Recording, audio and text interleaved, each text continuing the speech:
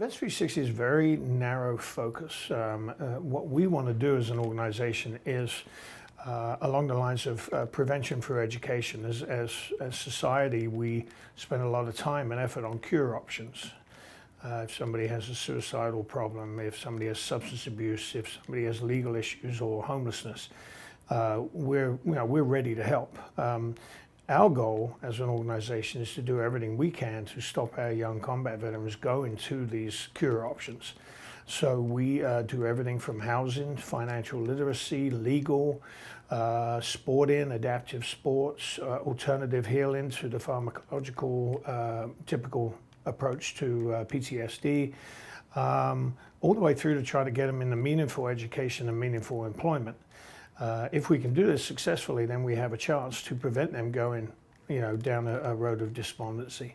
One of the challenges I had rejoining civilian life, the transition, was just transitioning from the structured point of the military to a different structure of civilian life, where I couldn't just go out and say, hey, go and do this.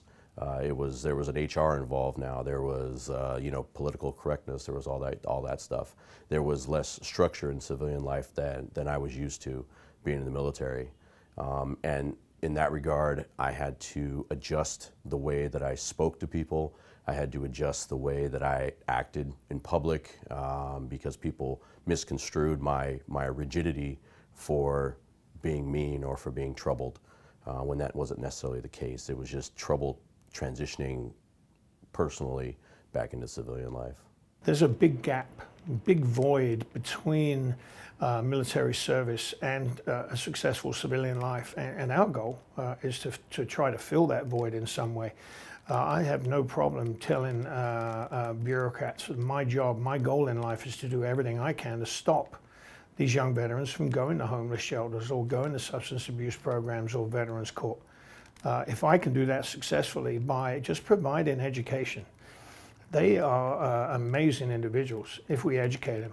We educated them how to fight, we educated them how to follow rules and orders, but we're just not educating them on how to succeed in civilian life, and it's pretty distressing. It's especially distressing because these young veterans don't have to kill themselves because they get to such a level of despondency, which is really driven by just how futile the process feels to them. They see the news, they see the same news we do. 12 to 14 months before you get your appointment, before you get your benefits. Most of these young vets say, well, screw it, not gonna bother. And then they're not used to pushing back. I've been on calls where I've had veterans on the phone and they've asked for something that they're totally entitled to, and somebody on the other end of the phone has said no, and they've gone, okay. Because in the military, they say no, you go, okay. But in the real world, they're absolutely entitled for it, but they don't know enough to push back. They don't know enough to assert themselves, to say, hey, I'm entitled to that. I'm a veteran, I'm a combat veteran. I demand that I see somebody and see them quickly.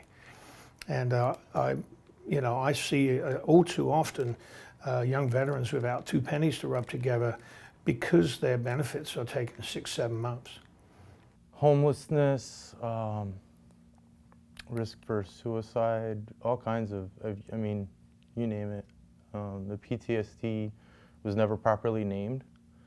I think it should be renamed SFT, Special Forces Training, and or the like. You trained as a first responder, and so you're pretty much asking your military or your public service, the people that work as a public servant, to protect American civilians and politicians or what have you.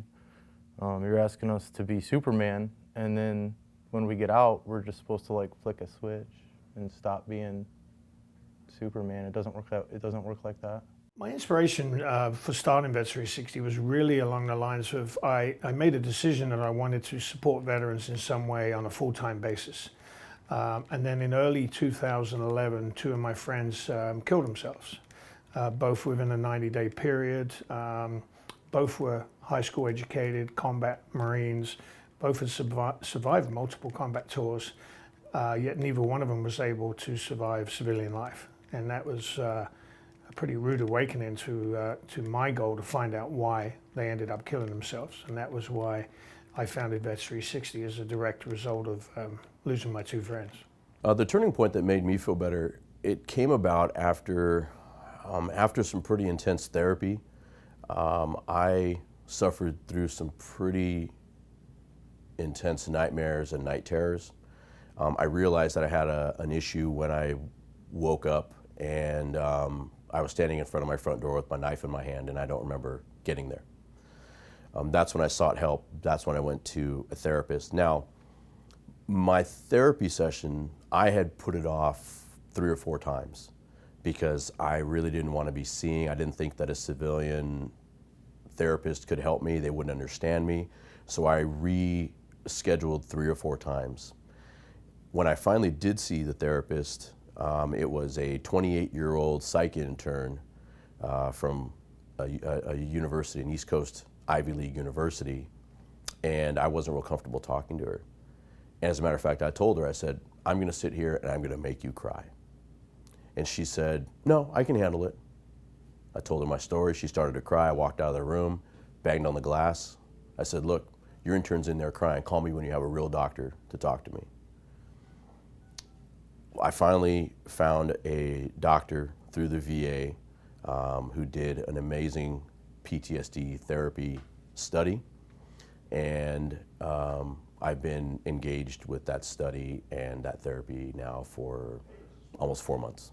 I've often thought about this, that if I had the opportunity, and I have had the opportunity to talk to a couple of Congress people, but if I was going to talk to Congress and I was going to talk to the president, I would tell them, you have to educate these people about civilian life before they become civilians, not after.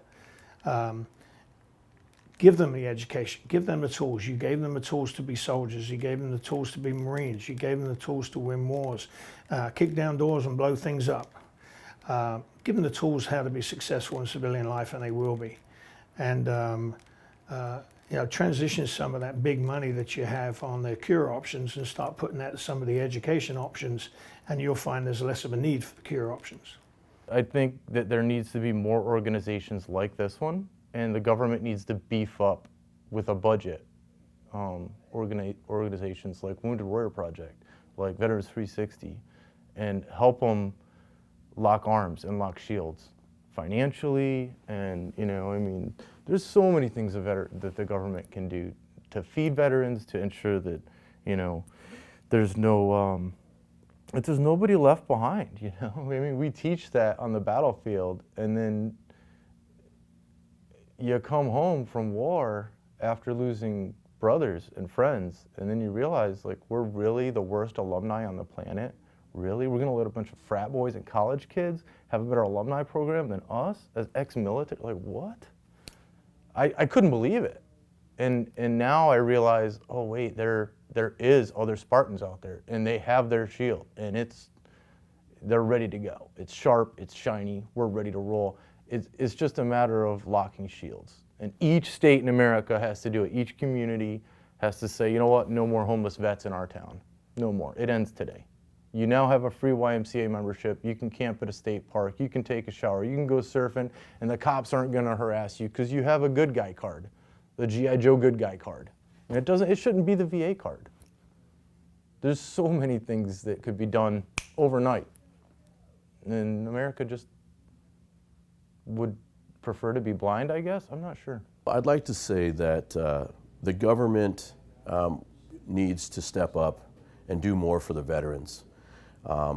Myself, my brothers and sisters in arms, we have done many things for the government. We have done things that we were asked. We have fulfilled our duty. I would ask that the government, specifically the President of the United States, look into the VA problems, look into the issues of PTS and post-traumatic injuries, and do something about it. Don't just legislate, don't just put it through try to pass a bill through Congress. Actually do something. reach out to a veterans organization and do something and put some money towards the veterans organizations. The government spends so much money on trivial things, spending money on who cheated in baseball. I could care less who took steroids in baseball. I could care less. That money should have been pointed towards veterans organizations, helping veterans to overcome their battles, whether they're physical or invisible injuries. So I ask that the government and the President of the United States step up and direct some of that money that we're wasting needlessly on trivial things and invest it in the veterans who fought so valiantly for this country.